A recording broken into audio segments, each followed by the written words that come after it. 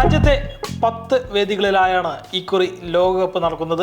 48 മത്സരങ്ങളാണ് ആകെയുള്ളത്. ഡൽഹി, ധരംശാല, ലക്നൗ, അഹമ്മദാബാദ്, കൊൽക്കത്ത, മുംബൈ, പൂനെ, ഹൈദരാബാദ്, ചെന്നൈ, ബംഗളൂരു എന്നിവയാണ് വേദികൾ. സന്നാഹ മത്സരം കാര്യവട്ടത്തും ഗുവാഹത്തിയിലും നടക്കും. 2019 ലോകകപ്പിലെ ഫൈനലിസ്റ്റുകളായ ഇംഗ്ലണ്ടും ന്യൂസിലൻഡും തമ്മിലാണ് ഉദ്ഘാടന മത്സരം. ഒക്ടോബർ 5-ന് അഹമ്മദാബാദിലാണ് ഉദ്ഘാടനം. നവംബർ 19-ന് ഫൈനലും അഹമ്മദാബാദിൽ നടക്കും. ഒക്ടോബർ 15-ന് ഇന്ത്യ പാക് മത്സരവും ഇവിടെ തന്നെ നടക്കും. സെമി ഫൈനലുകൾ കൊൽക്കത്തയിലും മുംബൈയിലും നടക്കും. ഒക്ടോബർ 8-ന് ഓസ്ട്രേലിയക്കെതിരെ ചെന്നൈയിലാണ് ഇന്ത്യയുടെ ആദ്യ മത്സരം.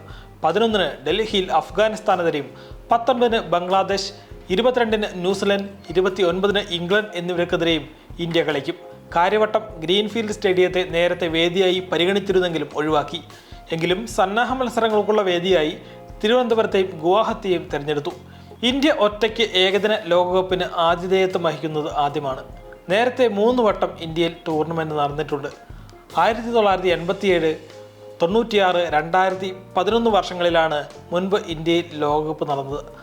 1987-ൽ ഇന്ത്യക്കൊപ്പം പാകിസ്ഥാനും 1996-ൽ പാകിസ്ഥാനും ശ്രീലങ്കയും 2011-ൽ ശ്രീലങ്ക, ബംഗ്ലാദേശ് എന്നീ ടീമുകളും ആതിഥേയരായിരുന്നു.